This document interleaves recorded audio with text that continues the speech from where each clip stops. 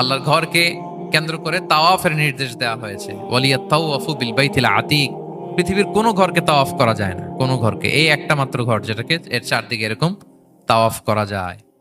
তাহলে এই পবিত্র ঘর, পবিত্র মসজিদ যেই শহরে অবস্থিত, সেই শহরের কসম আল্লাহ করেছেন। আল্লাহ বললেন ওয়াহাদাল বালাদিল আমিন, এই নিরাপদ শহরের কসম, মানে মক্কা শহরের কসম। আমরা আপাত দৃষ্টিতে আমাদের কাছে মনে হচ্ছে দুইটা ফলের কসম, একটা পাহাড়ের কসম, একটা নগরীর কসম। আসলে বেসিকলি আল্লাহ তাআলা,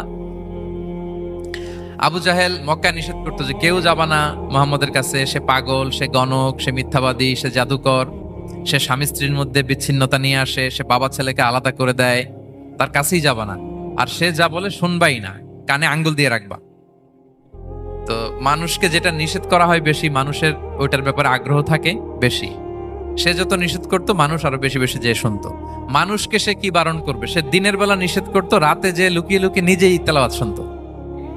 সরাসরি কিছু কথা শুনবার জন্য একত্রিত হওয়ার সুযোগ করে দিয়েছেন। আমরা সবাই পড়ছি কালিমাতুশ শুকর, আলহামদুলিল্লাহ। শুরুতেই সূরাতুত তিনের কয়েকটা আয়াত তেলাওয়াত করেছি। এটা কালামুল্লাহ মাজিদের 95 নাম্বার সূরা। এই সূরাটা মক্কাতুল মুকাররমাতে নাজিল হয়েছে। এই সূরার আয়াত সংখ্যা 8টা। এই সূরার শুরুতে আল্লাহ তাআলা 4টা কসম করেছেন, ওয়াত-তিনি ওয়াজ-যাইতুনি ওয়া তুরি সিনিনা ওয়া হাযাল বালাদিল আমিন। ওয়াত-তিন, তিনের কসম, ওয়াজ-যাইতুন, যাইতুনের কসম, ওয়া তুরি সিনিন, সিনাই পর্বতের কসম, ওয়া হাযাল বালাদিল আমিন, আর এই নিরাপদ শহরের কসম।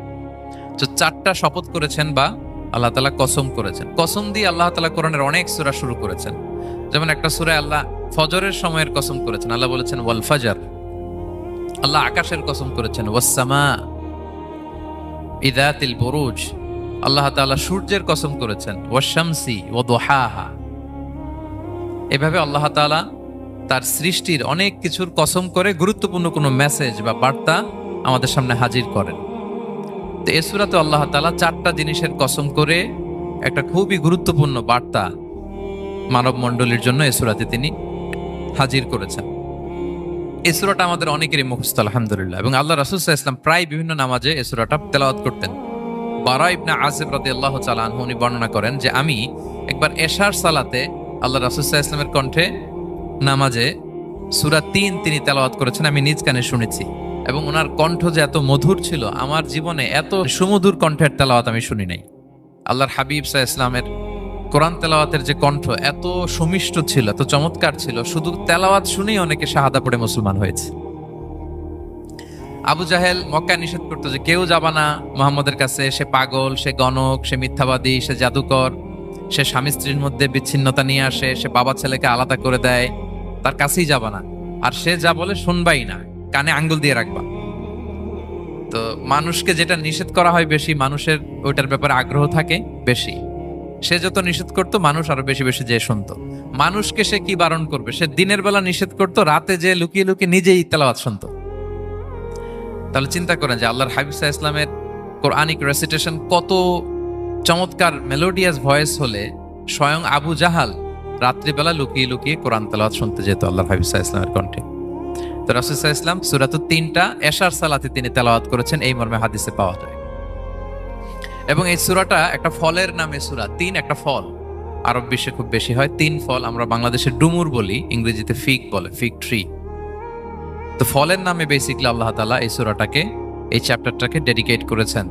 আমরা সূরাকে ইংরেজিতে চ্যাপ্টার বলি। কোরআনে 114টা চ্যাপ্টার, এর মধ্যে এই সূরাটা হচ্ছে ফলের নামে ডেডিকেটেড। বিভিন্ন নামে খুব ইনক্লুসিভ ওয়েতে আল্লাহ তাআলা কোরআনে সূরাগুলো দিয়েছেন। কোরআনে আপনি প্রাণীর নামে সূরা পাবেন, প্রাণী। মানুষের নামে সূরা পাবেন। মানুষের মধ্যে 3 ভাগ, মুমিন, তারপর কাফির, এরপর মুনাফিক। প্রত্যেকের নামে সূরা। সূরাতুল মুমিনুন আছে, সূরাতুল কাফিরুন আছে, আবার সূরাতুল মুনাফিকুন আছে। আমাদের দৃশ্য জগতের সবচেয়ে বড় প্রাণীটা হচ্ছে হাতি, তাই না? এই হাতির নামে একটা সূরা আছে। বলেন তো ওই সূরার নাম কি? সূরা ফিল। তারপর আমরা যে দেখি আমাদের দৃশ্য জগতের সবচেয়ে ছোট প্রাণী হচ্ছে পিঁপড়া। পিঁপড়ার নামে একটা সূরা আছে, সূরা আন-নামল। আন-নামল মানে পিঁপড়ার সূরা। মাকড়সার নামে সূরা আছে, সূরাতুল আনকাবুত। তারপর গোষ্ঠীর নামে সূরা আছে, সূরাতু আলে ইমরান। বংশের নামে সূরা আছে, সূরাতু কুরাইশ, কুরাইশ বংশের নামে সূরা। এইভাবে খুব ইনক্লুসিভ ওয়েতে, এমন কিছু নাই যে আল্লাহ তাআলা উল্লেখ করেন নাই। মা ফাররাতনা ফিল কিতাবি মিন শাই, উল্লেখ করে নাই কোরআনে এমন কিছু নাই, সবকিছু আল্লাহ তাআলা উল্লেখ করেছেন। তো এই সূরাটা হচ্ছে একটা ফলের নামে। ফলটার নাম হচ্ছে তিন ফল। আল্লাহ তাআলা বলছেন ওয়াত্তিন, তিনের শপথ। আমি একবার সরল বঙ্গানুবাদ করি, এরপর আমি তাফসিরে ঢুকি। তিনের শপথ, ওয়াজাইতুন, জাইতুনের শপথ, ওয়াতুরি সিনিন, সিনাই পর্বতের শপথ, ওয়াহাদাল বালাদিল আমিন, এই নিরাপদ শহরের শপথ। লাকাদ খালাকনাল ইনসানা ফি আহসানি তাকওয়িম, নিশ্চয় আমি মানুষকে খুব চমৎকার সুন্দর অবয়বে সৃষ্টি করেছি। সুম্মা রাদাদনাহু আসফালা সাফিলিন, এরপরে তাকে আবার নিচু থেকে নিচুর দিকে নামিয়ে দিয়েছি। ইল্লাল্লাযীনা আমানু ওয়া আমিলুস সলিহাত, তবে তারা ছাড়া যারা ঈমান এনেছে এবং সৎকর্ম করেছে। ফালাহুম আজরুন গায়রু মামনুন, তাদের জন্য আছে অফুরন্ত পুরস্কার। ফামা ইউকাযযিবুকা বা'দু বিদ্দিন, এগুলো জানার পরও কিসে তোমাকে দিন অস্বীকারের ব্যাপারে উদ্বুদ্ধ করলো? আলাইসাল্লাহু বিআহকামিল হাকিমিন, আল্লাহ তাআলা কি শ্রেষ্ঠ বিচারক নন? সাদাকাল্লাহুল আযীম। এই হচ্ছে এই সূরাটির সরল অনুবাদ। এবার আমরা তাফসিরে ঢুকি। প্রথমে আল্লাহ তাআলা বলেছেন ওয়াত্তিন, তিনের শপথ। তিন মানে তো আমরা জানলাম, তিন মানে ডুমুর। আল্লাহর হাবিব সাল্লাল্লাহু আলাইহি ওয়াসাল্লাম তিনি তিন ফল পছন্দ করতেন এবং এটা ডায়াবেটিক্সের জন্য ভালো, ডায়াবেটিক্স নিয়ন্ত্রণ করে। আমাদের বোনদের যাদের ইররেগুলার মেনস্ট্রুয়েশনাল পিরিয়ড হয়, এটার জন্য এটা খুব ভালো এবং খুব স্ট্রেংথ স্টেমিনা আনে শরীরে। এটা জান্নাতের একটা গাছ। আদম আলাইহিস সালাম এবং হাওয়া আলাইহিস সালামকে যখন আল্লাহ বলেছিল ওয়ালা তাকরাবা হাযিহিশ শাজারাতা ফাতাকুনা মিনায যালিমিন, আদম এবং হাওয়া জান্নাতের সব জায়গায় যা যেতে মন চায় যাও, যা খেতে মন চায় খাও, এই নিষিদ্ধ গাছের কাছে যেও না, তাহলে তোমরা জালিম হয়ে যাবে। শয়তান এসে উল্টা বুঝালো, সে বলল তোমাদের খেতে নিষেধ করছে কেন জানো? আল্লাহ চায় না যে তোমরা জান্নাতে থাকো, আল্লাহ চায় এখান থেকে তোমাদের বের করে দিবে, কিন্তু তোমরা যদি এই গাছের ফল খাও আল্লাহ আর বের করতে পারবে না। দেখছেন শয়তানের অবস্থা? শয়তান কিন্তু নেগেটিভিটি নিয়ে সামনে আসে না, আসে খুব আপনার ওয়েল উইশার হিসেবে, উপদেশ নিয়ে খুব ভালো একটা পজিটিভ ওয়েতে আসে। তো ওনারা খেয়ে ফেললেন এই নিষিদ্ধ গাছের ফল। খাওয়ার ফলে আদম আলাইহিস সালাম, হাওয়া আলাইহিস সালাম, ওনাদের গা থেকে জান্নাতের পোশাকগুলো ঝরে পড়ে গেল। এখন কি দিয়ে ওনারা ওনাদের প্রাইভেটকে ঢাকবেন? তখন ওনারা তাফসির ফি জিলালিল কোরআনে এসেছে যে ওনারা এই তিন গাছের পাতা নিয়ে নিজেদের প্রাইভেট ঢেকেছিলেন। সুবহানাল্লাহ। সেই তিন ফলের কসম আল্লাহ করলেন, ওয়াত্তিন, তিনের শপথ। এরপর আল্লাহ তাআলা বললেন ওয়াজাইতুন, জাইতুনের শপথ। জাইতুন মানে হচ্ছে জলপাই। তো আল্লাহ তাআলা বললেন ওয়াজাইতুন, জাইতুনের শপথ। জাইতুন মানে হচ্ছে জলপাই, ইংরেজিতে আমরা যেটাকে অলিভস বলি। তো আল্লাহ তিনের কসম করলেন এবং অলিভের কসম করলেন। দুইটাই খুব উপকারী ফল এবং আল্লাহর হাবিব সাল্লাল্লাহু আলাইহি ওয়াসাল্লাম তিনি জলপাইও খুব পছন্দ করতেন। ওনার রেগুলার ফুড আইটেমের মধ্যে জলপাই ছিল, অলিভস ছিল। এটা পাহাড়ি এরিয়া, মরুভূমিতে হয় এবং রাসূল সাল্লাল্লাহু আলাইহি ওয়াসাল্লাম বলেছেন কুলু যাইত ওয়াদাহিনু ফাইন্নাহু মিন শাজারাতিন মুবারাকা, তোমরা অলিভ অয়েল এটা খেও এবং এটা গায়ে মালিশ করো, কেননা এটা বরকতময় একটা গাছের ফল, শাজারা মুবারাকা। এটা শরীরের ব্যাড কোলেস্টেরলকে কমিয়ে দেয়। দাড়িতে অ্যাপ্লাই করলে, চুলে অ্যাপ্লাই করলে সহজে পাকে না দাড়ি চুল, এবং স্কিনে অ্যাপ্লাই করলেও স্কিনের জন্য ভালো, স্কিনের জন্য বেশ ভালো। এটা যাদের সুযোগ হয় আপনারা দাড়িতে চুলে অ্যাপ্লাই করবেন, খাবেন। এটা খাওয়াও যায়। তাম্বুতু বিদ্দুহনি ওয়াসিবগিল লিল আখিরিন, কোরআনে এসেছে। এটা অয়েল হিসেবে ইউজ করে, আবার খাবার হিসেবেও ইউজ করা যায়। সালাদ ড্রেসিং এর ক্ষেত্রে কিন্তু অলিভ অয়েল আমরা ইউজ করি। ইদানিং পিজাতে খুব ইউজ করা হয় অলিভ, জলপাইটা। তো এটা আপনারা খেতে পারেন, এটা খুবই সুস্বাদু। এবং জলপাই গাছের মানে জাইতুন গাছের ডালের মেসওয়াক খুব ভালো হয়। আল্লাহর হাবিব সাল্লাল্লাহু আলাইহি ওয়াসাল্লাম জাইতুনের ডাল দিয়ে মেসওয়াক করতেন। তিনি বলতেন নি'মাস সিওয়াকিয়াজ জাইতুন, সবচেয়ে শ্রেষ্ঠ মেসওয়াক হচ্ছে জাইতুনের, মিনাশ শাজারাতিল মুবারাকা, কারণ এটা বরকতময় গাছের ডালা। এবং ফাইন্নাহু সিওয়াকি ওয়া সিওয়াকুল আম্বিয়া মিন ক্বাবলি, এই জাইতুনের ডাল দিয়ে আমিও যেমনি মেসওয়াক করি, আমার আগে যত নবী পৃথিবীতে এসেছে সবাই জাইতুনের ডাল দিয়ে মেসওয়াক করত। আল্লাহ বলেন ওয়াত্তিনি ওয়াজ জাইতুন, তিনের শপথ আর জাইতুনের শপথ। এরপর আল্লাহ তাআলা বললেন ওয়াতুরি সিনিন, সিনাই পর্বতের শপথ। প্রথমে দুইটা ফলের শপথ করলেন, এবার একটা পাহাড়ের শপথ করতেছেন। আপনারা কি তুর পাহাড়ের নাম শুনেছেন? হ্যাঁ শুনেছেন। এই সিনাই পর্বত দ্বারা তুর পাহাড় উদ্দেশ্য। এটা মিশরের একটা পাহাড়, অনেক উঁচু, 2285 মিটার উঁচু। ওইটার নিচে আছে মুকাদ্দাসে তুয়া, যেখানে মুসা আলাইহিস সালামকে আল্লাহ তাআলা জুতা খুলতে বলেছিলেন, ফাখলা না আলাইকা ইন্নাকা বিল ওয়াদিল মুকাদ্দাসে তুয়া, হে মুসা তুমি পবিত্র উপত্যকায় এসেছো, জুতা খুলো। তো ওখানে সব ধর্মের লোকেরা যায়, সব ধর্মের লোকদের জন্য তীর্থস্থান, মুসলিম, জুইশ, খ্রিস্টিয়ান সবাই যায়। এটা সিনাই একটা এলাকা আছে মিশরের, north south Sinai, north Sinai, এটা সাউথ সিনাইতে অবস্থিত। তো নিচে একটা খ্রিস্টানদের প্রাচীন গির্জা আছে, সেন্ট ক্যাথেরিনা গির্জা।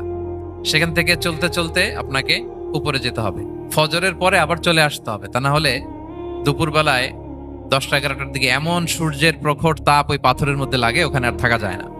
একেবারে তুর পাহাড়ের উপরে সেখানে খ্রিস্টানদের জন্য ছোট্ট একটা সেনাগোগ আছে, তারা প্রার্থনা করে। খ্রিস্টানদের একটা চার্চ আছে, মুসলিমদের জন্য ছোট্ট একটা মুসল্লা আছে সুরাওয়ের মতো।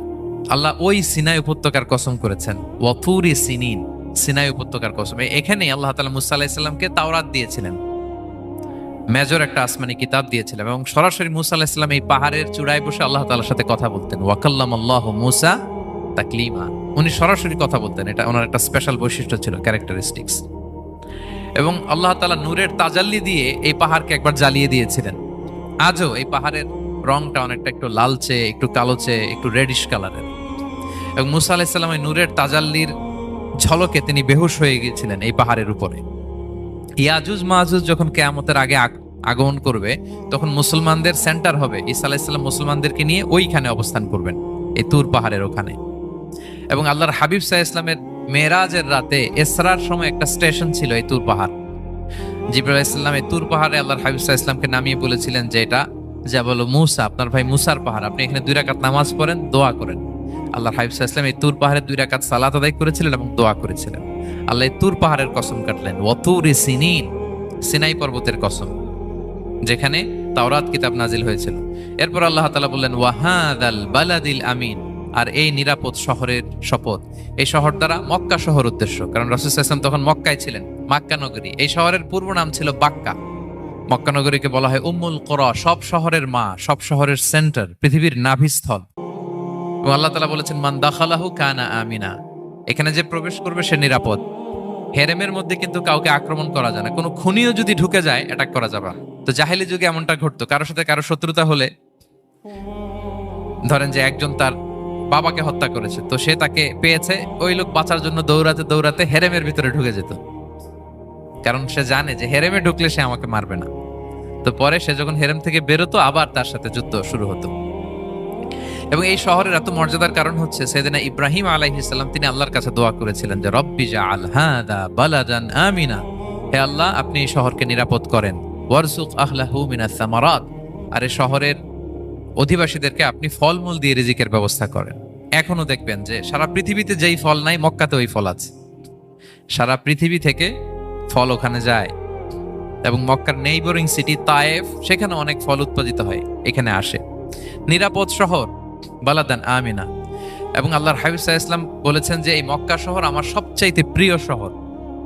বাধ্য হয়ে তিনি যখন হিজরত করলেন মদিনায়, সেদিন বারবার তিনি মক্কার দিকে পেছনে ফিরে ফিরে তাকান, আর কেঁদে কেঁদে তিনি বলতেছিলেন যে মাক্কাতু আহাব্বুল বিলাদ ইলাইয়া, মক্কা আমার কাছে সবচেয়ে প্রিয় নগরী।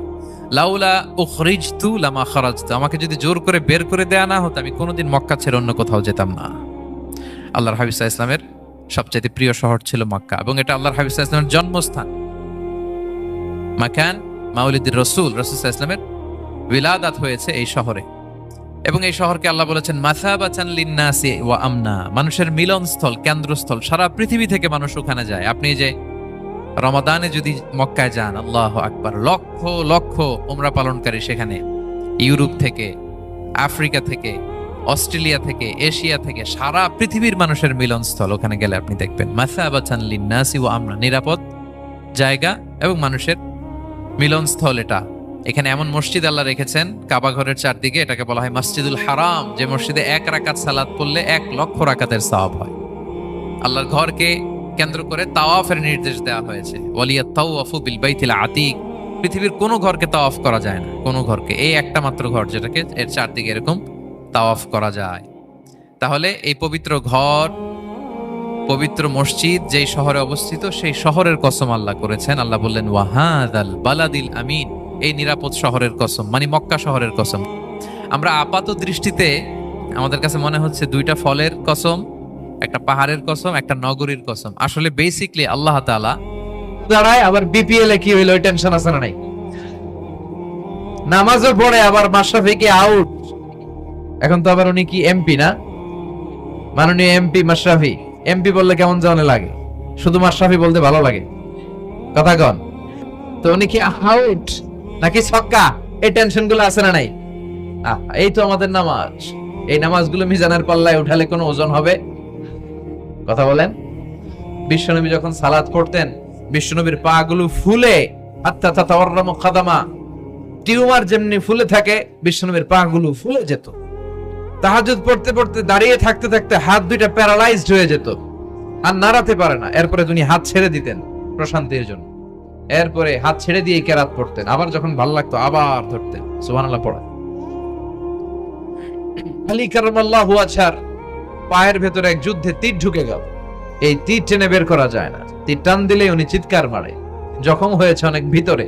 বিশ্বনবী বললেন, আরিহনা বিসসালাহ ইয়া বিলাল, আকিমিস সালাহ, বেলাল আজান দাও, নামাজ শুরু করি। নামাজ শুরুর আগে আরেক সাহাবীরে বললেন, আলী যখন জামাতের কাতারে দাঁড়াবে, তুমি নামাজে না দাঁড়িয়ে আলীর পায়ের সামনে যে ওই পায়ের তীরটা টান দিয়ে বের করবা। সুবহানাল্লাহ পড়েন। একামত হলো, বিশ্বনবী সালাত শুরু করলেন। বিশ্বনবীর কথা অনুযায়ী ওই সাহাবী যে আলী কাররামাল্লাহু ওয়াজহার পা থেকে টান দিয়ে তীরটা বের করে নিয়ে আসলেন, ফিনকি দিয়ে রক্ত বের হলো, জায়গাটা রক্তে সয়লাম, কিন্তু সাইয়েদনা আলী কাররামাল্লাহু ওয়াজহা টেরই পায় নাই।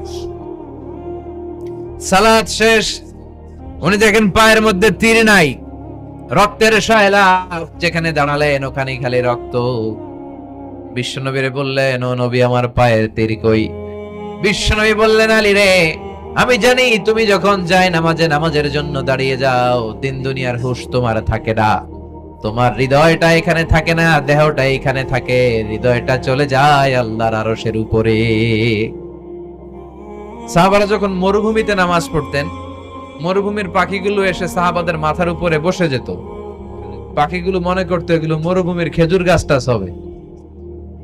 কি হবে? কারণ নড়ে চড়ে না তো, আমাদের মতো তো এরকম দাড়ি চুলকা না, এরকম জামা ঠিক করে না, দাঁড়াইছে তো দাঁড়াইছেই। সুবহানাল্লাহ পড়েন। তো ইবাদতে এরকম আন্তরিকতা, একাগ্রতার দরকার আছে না নাই? বিশ্বনবীর পরে কোন নবী হবে না, কিন্তু বিশ্বনবী বললেন কিয়ামত আগে এরকম অনেক ভণ্ড নবী দাবিদার বের হবে। বিশ্বনবীর সময়কালেই এক ভণ্ড নবী দাবিদার বের হয়েছিল, ওর নাম হচ্ছে মুসাইলামাতুল কাযযাব। এসে বলে, মুহাম্মদ আন-নবুওয়া নিসফুন লাকা ওয়া নিসফুন লি, তুমি একা নবী নও, নবুয়ত অর্ধেক তোমার অর্ধেক আমার, আমারটা আমারে বুঝায় দাও। বিশ্বনবী বললেন, তোরে বুঝায় দেব? আনতা লাস্তা মুসাইলামা ফাকাত, আনতা মুসাইলামাতুল কাযযাব, আজ থেকে তুই শুধু মুসাইলামা না, তুই ভণ্ড মুসাইলামা, তুই মিথ্যাবাদী মুসাইলামা। বিশ্বনবীর পরে এরকম আলজেরিয়াতে অনেক ভণ্ড নবী দাবিদার বের হয়েছে। এই যে ভারতবর্ষের ইন্ডিয়া পাকিস্তান, এখানে পাঞ্জাব একটা এলাকা আছে, নাম শুনছেন? মির্জা গোলাম আহমদ কাদিয়ানি, এই বেয়াদবটাও নবুয়ত দাবি করেছে। নাউজুবিল্লাহ পড়তে পারলেন না? সে প্রথমে দাবি করছে আমি শেষ নবী, এরপরে সে দাবি করছে আমি ইমাম মাহাদি, এরপর সে দাবি করছে আমি ঈসা আল মাসিহ। এই ভণ্ডটার অনুসারী বাংলার জমিনে আছে না নাই? এদেরকে রাষ্ট্রীয়ভাবে কাফের হিসেবে আখ্যা দেওয়ার দরকার আছে না নাই? এত আন্দোলন হয়, এত কথা হয়, কিন্তু সরকারের টনক নড়ে না। এদেরকে রাষ্ট্রীয়ভাবে কাফের হিসেবে ঘোষণা দিতে হবে, সার্কুলার জারি করে চিল্লায় বলেন ঠিক কি নয়? এরা মুসলমান নয়। কারণ আপনি শুধু লা ইলাহা মানলেই মুসলমান হতে পারবেন না, মুমিন হতে পারবেন না। বিশ্বনবীর উপর সাক্ষী দেওয়ার দরকার আছে না নাই? বিশ্বনবী শেষ নবী, ওনার পরে কোনো নবীও আসবে না, কোনো রাসূলও আসবে না, চিল্লায় বলেন ঠিক কি না? এই বেয়াদবটা পায়খানা করতে যায় টাঙ্কি ভাঙ্গা গুয়ের টাঙ্কিতে পড়ে মরছে। শত শত বছরের ময়লা পায়খানাটার মধ্যে জমা, গু খাইতে খাইতে পেটটা হয়েছে এত বড়, আর পারে না। আল্লাহকে খা, জনমের খাওয়া। নবীরা যেখানে মারা যায়, নবীরা নিজে পবিত্র, যেখানে মরে ওই জায়গাটাও, কিন্তু বেয়াদবটা কই মরছে? বাথরুমের টাঙ্কির ভিতরে। তো মেথর নিয়ে আসা হয়েছে, মেথর ভাইরা এসে রশি দিয়ে ওটারে উঠায়। কিছু দূর ওঠার পরে এত ওজন, রশি টসি ভাঙ্গা আবার ধস করে পড়ে, আবার উঠায়, আবার পরে আল্লাহকে জনমের মতো ঘু খাইয়া নে। বিষ্ণুর সাথে বেয়াদবি করেছিস, তোর ইজ্জতের 12টা আমি বাজায় দিলাম, চিল্লা এখন ঠিক কিনা? যারাই বিষ্ণুবীর সম্মান নিয়ে ঝিনিমিনি খেলেছে, তাদের রেহাই দুনিয়াতেও নাই, আখেরাতেও নাই। এই মুসাইলামা দুনিয়াতেই অপমানিত হয়েছিল। সে বিশ্বনবীকে নকল করত, কপি করত, বেয়াদবি করত, স্পর্ধা দেখাতো। বিশ্বনবী কোন গাছের মধ্যে হাত লাগালে ওই গাছের ফলন বেড়ে যেত। সে বলতো আমি নবী। তার এলাকার লোকেরা বলে তাহলে বিশ্বনবী মুহাম্মদের মতো তুমি আমাদের এলাকার গাছে হাত লাগাও। সে কোনো গাছে হাত লাগাইলে ওই গাছের সব ফল মরে যেত। বিশ্বনবী কোন লোনা পানির কুয়ার ভেতরে অজু করে কুলির পানি ফেললে ওই লোনা পানির কুয়া মিঠা পানির কুয়াতে পরিণত হতো। আর এই বদমাসটা যদি মিঠা পানির কোন কুয়ার মধ্যে কুলি ফেলাইতো ওইটা লোনা পানির কুয়া হয়ে যেত। বিশ্বনবী মদিনাতে আসার পরে মদিনার নিউ বর্ন বেবিদেরকে বিশ্বনবীর কাছে নিয়ে আসা হতো। বিশ্বনবী তাদেরকে তাহনিক করাতেন। তাহনিক মানে খেজুর হালকা একটু খেয়ে বিশ্বনবী লালা লাগিয়ে বিশ্বনবী লালা মোবারকটাই বাচ্চার ঠোঁটের মধ্যে বিশ্বনবী লাগিয়ে দিতেন। এখন বিশ্বনবী নাই, আলেমদের কাছে যাবেন, খতিব এলাকার বড় খতিব হুজুরের কাছে যাবেন, হাফেজ সাহেব হুজুরের কাছে যাবেন। হুজুর মধু খেয়ে বাচ্চার মুখে লাগাই দিবে। উনি যে সবসময় কোরআন পড়েন, ওনার সিনাতে যে কোরআন ওইটার বরকত আছে না নাই? বিশ্বনবী তাহানিক করতেন, খেজুর খেয়ে ওই লালা মিশ্রিত খেজুর বাচ্চার মুখে লাগিয়ে দিতেন আর বাচ্চার মাথায় হাত বুলিয়ে দিতেন। মদিনার যে সমস্ত নবজাতক বাচ্চাদের মাথায় লেগেছে, বাচ্চাদের মাথার চুল বড় করে দিয়েছে কে? সেও বিশ্বনবীর মতো অ্যাক্টিং করত। তার কাছে নবজাতক বাচ্চা নিলে সেও তাহানিক করত। তাহানিক করার সাথে সাথে বাচ্চা বমি শুরু করে দিত। আর মাথায় হাত লাগায় দিলে মাথার চুল বাড়াতো, বড় কথা আজীবনে বাচ্চাগুলো টাক মাথা থাকতো। তার মানে বেয়াদবির পরিণাম, অপমান দুনিয়া থেকেই শুরু হয়ে যায়। তো বিশ্বনবী বললেন এই ভণ্ডদের আবির্ভাব শুরু হবে। আমাদের এই সমাজে ভণ্ড আছে না নাই? দোদেল বান্দা কালমা চোর, না পায় শ্মশান না পায় ঘোর, দিন থাকিতে আয়রে পথে ছাইড়া দে ভণ্ডামি। ভণ্ডামি ভণ্ডামি ভণ্ডামি ছাইড়া দে ভণ্ডামি। নামাজ কালাম পড়ে না ইবলিশ শয়তানের নানা। আসলে এরকম ইসলামের লেবাস লাগায়, দাড়ি রাখে, চুল বড় রাখে, জট পাকায় রাখে, রোজা নাই, নামাজ নাই, পরিচ্ছন্নতা নাই, আতর নাই, গোসল নাই, আছে না নাই? এরকম ভণ্ড পীর আছে না নাই? হক্কানি পীর যারা, তাদের বিরুদ্ধে আমার কোনো কথা নাই, কারণ এদেশে অনেক লক্ষ লক্ষ হিন্দুরা এই হাক্কানি পীরদের হাতে হাত রেখে কালিমা পড়ে মুসলমান হয়েছে। তাদেরকে আমরা সাপোর্ট করি। আমাদের বিরুদ্ধাচারণ আর হুঙ্কার হচ্ছে ভণ্ডদের বিরুদ্ধে। এই দেশে এত ভণ্ড পীর, এই দেশে যত ভণ্ড পীর আছে অনেক দেশের জনসংখ্যাও এত নাই। কথা বলেন, অনেক ভণ্ড পীর আছে সারা বছর নাকি গোসল করে না, বছরে করে একবার ওই গোসলের পানি মুরিদরা খায় সব সাবার। আছে না নাই? এগুলোর সাথে আমাদের কোনো সম্পর্ক। বিশ্বনবী বললেন এরকম ভণ্ডদের আবির্ভাব সমাজে হবে কিয়ামতের আগে। এই আলামতটা সমাজে আছে না নাই? দেখেন বিশ্বনবী চাই বললেন, অক্ষরে অক্ষরে মিলে যায়। এরপরে বিশ্বনবী ফরমান কাসরাতুল হারাজ, কিয়ামতের আগে হারাজ বেড়ে যাবে। সাহাবারা বললেন ওমাল হারাজ ইয়া রাসূলুল্লাহ, হে নবী হারাজ কি? বিশ্বনবী বললেন হাদা হুয়াল হারাজ, মারামারি, কোপাকুপি, যুদ্ধ। আছে না নাই? আমরা কি যুদ্ধ চাই?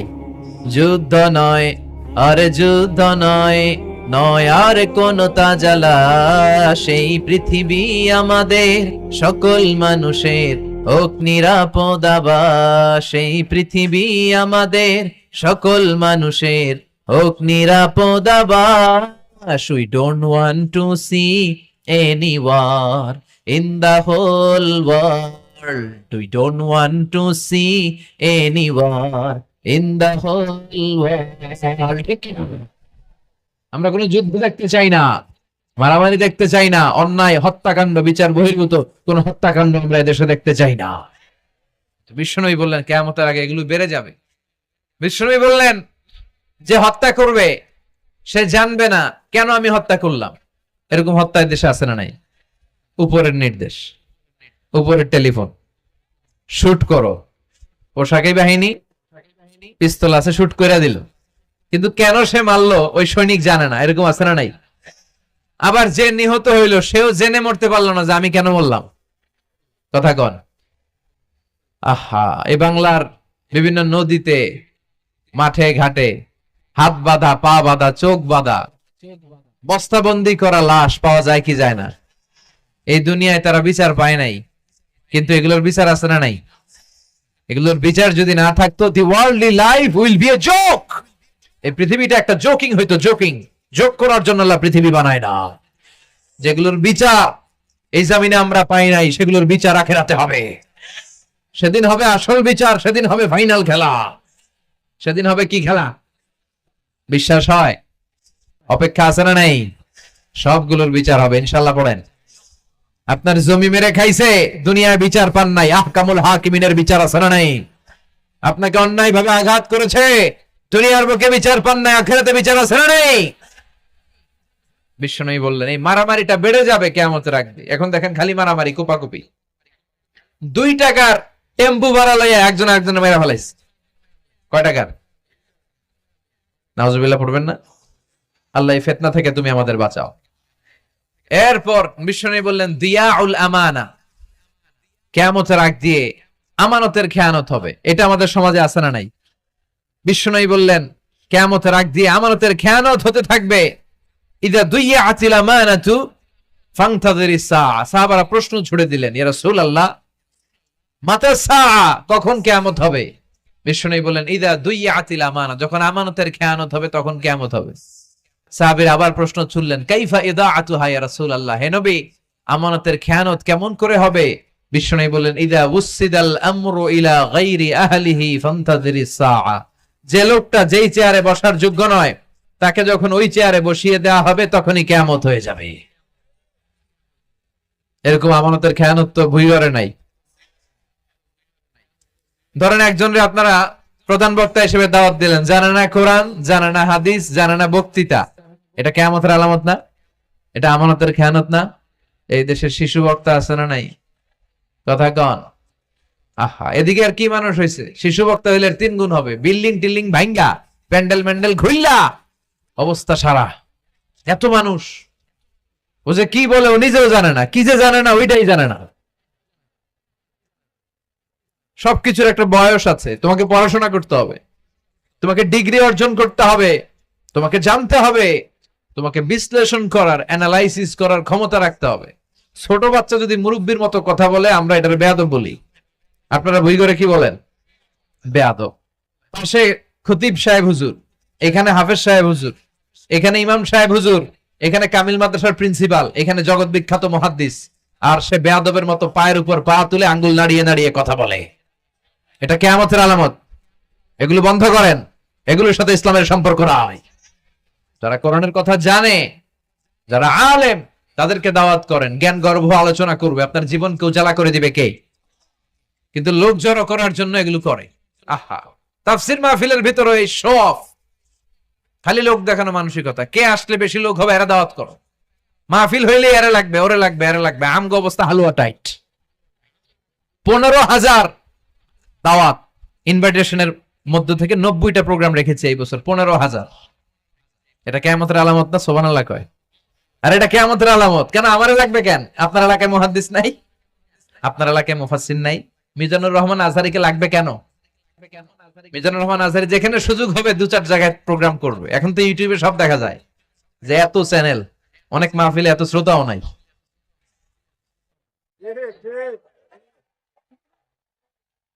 কথা কন। এখন কোথাও যেতে পারি না। আজকে এয়ারপোর্ট থেকে আসার পথে, এয়ারপোর্ট থেকে বের হইতে লাগতেছে আধা ঘন্টা। লোকজনের দাবি হচ্ছে হুজুর সেলফি তুলবো, সেলফি তুলবো, তাও বিভিন্ন অঙ্গভঙ্গি করে, এরকম মুখ বাঁকা করে, এরকম হাত বাঁকা করে। আমি বললাম কি স্টাইল? এটা গ্যাংনম স্টাইল। আছে না নাই? তো এগুলো লৌকিকতা যেন না হয়। এটা তো দিনের দাওয়াতের একটা সেক্টর, একটা প্ল্যাটফর্ম। এখানে ভুইগরের যিনি সবচেয়ে বড় খতিব সাহেব হুজুর, উনি আসলেই চলবে। বড় আলেম উনি আসলেই চলবে। পাবনা জেলার বড় আলেম পাবনায় কথা বলবে, আর অন্যান্য জেলার যদি সুযোগ হয়। কিন্তু এমন ভাবে এটারে আমরা একটা আক্রমণাত্মক জায়গায় নিয়েছি। একটা ডেটের জন্য মানুষ সিআইপি ভিআইপি দিয়ে ট্রাই করে, এটা ঠিক না। এই টেন্ডেন্সি থেকে আমরা যেন বেরিয়ে আসি। আমরা, আমাদের দরকার ইখলাস। কি দরকার? ইখলাসের বড় অভাব। আবার মাহফিলে গেলে আমাদেরকে অনেক ক্রাইটেরিয়া দেয়, বলে হুজুর আপনার কিন্তু আজকে কাঁপাইতে হবে। আমি আসছি কোরআন থেকে কথা বলতে, এখানে কাঁপাকাঁপি হলে তো ভূমিকম্প হয়ে যাবে। কথা বলেন।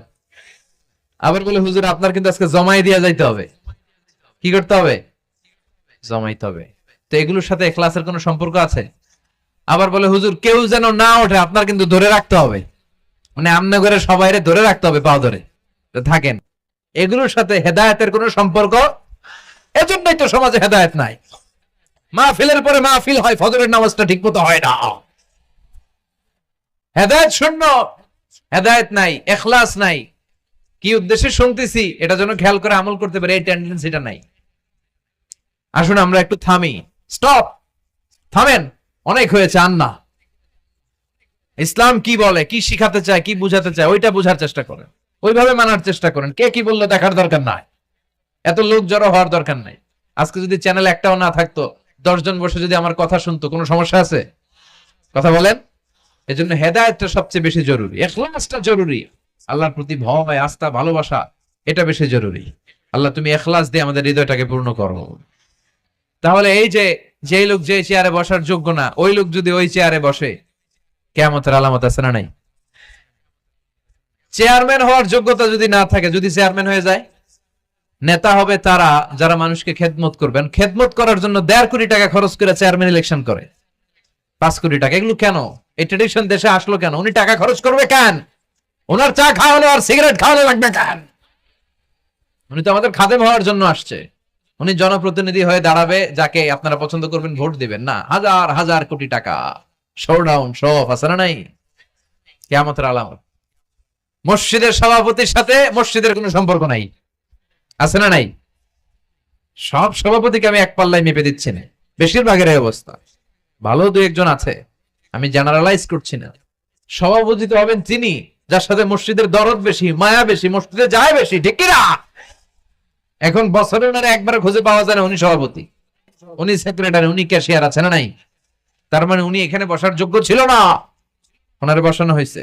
যেই লোক যেই চেয়ারে বসার যোগ্য নয়, তারা যখন ওই চেয়ারে বসিয়ে দেওয়া হবে, বিষ্ণু বললেন তখনই কিয়ামত হয়ে যাবে। কিয়ামতের আলামত আমানতের খেয়ানত, এটা অনেক বড় বিষয়। আমার সম্পদ আছে, এই সম্পদটা আল্লাহর দেয়া আমার কাছে আমানত। আমার শক্তি আছে, এই শক্তি আমানত। যুবক যারা আছো, তোমাদের যৌবনটা আল্লাহর দেয়া তোমাদের কাছে সবচেয়ে বড় নেয়ামত এবং আমানত। তোমরা এখন চাইলে অনেক কিছু করতে পারো। তোমাদের একটা সদিচ্ছা তোমাদের এলাকাটারে জান্নাতি বানিয়ে দিতে পারে। তোমরা চাইলে সাগরের স্রোতকে পাল্টে দিতে পারো, বাতাসের গতিকে উল্টে দিতে পারো, তোমরা ইতিহাস রচনা করতে পারো। বিশ্বনবী যখন তোমাদের মতো যুবক ছিল, তিনি হালাফুল ফুদুল যুব সঙ্গ করেছেন। গানের কনসার্ট করে নাই, যাত্রাপালা করে নাই, নাচানাচি করে নাই। উনি হাতে হাত রেখে বলেছেন, মক্কার বুকে কোনো টেন্ডারবাজি থাকবে না, মক্কার জমিনে কোনো চাঁদাবাজি থাকবে না, ধর্ষণ থাকবে না, মক্কার জমিনে কোনো দুর্নীতি চলবে না। যুবকদেরকে নিয়ে উনি এই কাজগুলো করেছেন। এখন একটার পর একটা আমানত আমরা খেয়ানত করে চলি। আমার সম্পদ আমার আমানত, আমার ছেলে মেয়ে আমার আমানত। আমার ছেলে কার সাথে মিশে, ও ডিশের কোন চ্যানেল দেখে, ও ইউটিউবে কোন সাইট ব্রাউজ করে, এটার ব্যাপারে কিয়ামতের দিন আমার জিজ্ঞেস করবে কে? কারণ এটা আমানত। যিনি চেয়ারম্যান, পুরো ইউনিয়ন পরিষদ তার কাঁধে আমানত। যিনি এমপি, ওনার এলাকায় কি ঘটে না ঘটে এটা খোঁজ খবর নেওয়া তার আমানত। মেম্বার অফ দ্য পার্লামেন্ট যিনি আছেন এই এলাকার, তার এলাকায় যদি ইয়াবার আড্ডা বসে, গাঞ্জার আসর বসে, এটার দায়ভার তিনি এড়াতে পারেন না। তার এলাকায় ধর্ষণ হলে এটার দায়ভার তিনি এড়াতে পারেন না। এটা তো আমানত। যিনি মন্ত্রী, পুরো মন্ত্রণালয় এটা তার কাঁধে আমানত। যিনি মাননীয় প্রধানমন্ত্রী, আমার 56,000 বর্গ মাইলের প্রতিটা ইঞ্চি মাটি তার হাতে আমানত। এটা অনেক বড় বিষয়। আর মুমিনের বৈশিষ্ট্য হচ্ছে ওয়াল্লাযীনা হুম লিআমানাতিহিম ওয়া আহদিহিম রাউন। যারা বিশ্বাসী তারা কথা দিয়ে কথা রাখে আর আমানতের খেয়ানত করে। এজন্য আমানত পূর্ণ করতে রাজি আছেন? যেখানেই আমানত নষ্ট হবে সেখানেই কিয়ামতের ভয় আছে না নাই? দেখেন বিশ্বনবী কত চমৎকার করে দার্শনিকের মতো বলে গেলেন, যাই বলে গেলেন তার পুরোটাই সমাজের সাথে মিলে যায়। আমরা যেন আমানতের খেয়ানতকারী না হই, আমরা যেন আমানতকে সংরক্ষণ করতে পারি। আল্লাহ তুমি তৌফিক দাও। এরপর বিশ্বনবী বললেন, আত-তাতাউল ফিল বুনিয়ান, কিয়ামতের আগে বড় বড় টাওয়ার বানানোর প্রতিযোগিতা শুরু হয়ে যাবে। আছে না নাই? আজকে নারায়ণগঞ্জে ঢুকে, এটা যে নারায়ণগঞ্জ এটা আমি চিনতেই পারতেছি না। এত সুন্দর হাইওয়ে, এত বিল্ডিং, বিশাল বিশাল টাওয়ার, আগে ছিল এগুলো? কথা বলেন। আরব বিশ্বে দেখবেন বুর্জ আল খলিফা, জমজম টাওয়ার, এই টাওয়ার ওই টাওয়ার, একটার পর একটা টাওয়ার। কাবার পাশে যে পাহাড়গুলো আছে, কাবার পাশের টাওয়ারের উচ্চতা যদি পাহাড়ের চেয়ে উঁচু হয়ে যায়, ফাআলাম ফাইন্নাল আমরা ক্বাদ আযাল্লাক, জেনে রাখো কেয়ামত বেশি দূরে নাই, কেয়ামতের ছায়া তোমার উপরে ছায়া দিচ্ছে। এখন মক্কা শহরের পাহাড়ের চেয়ে হাইট বেশি এরকম বিল্ডিং আছে না নাই? কাবা ঘরের পাশেই তো একটা আছে, জমজম টাওয়ার, 120 তলা উঁচু। দি মক্কা রয়্যাল ক্লক টাওয়ার 120 তলা, বিশাল বড় ঘড়ি লাগানো। এগুলো সব কিয়ামতের আলামত। ওর 5 তলা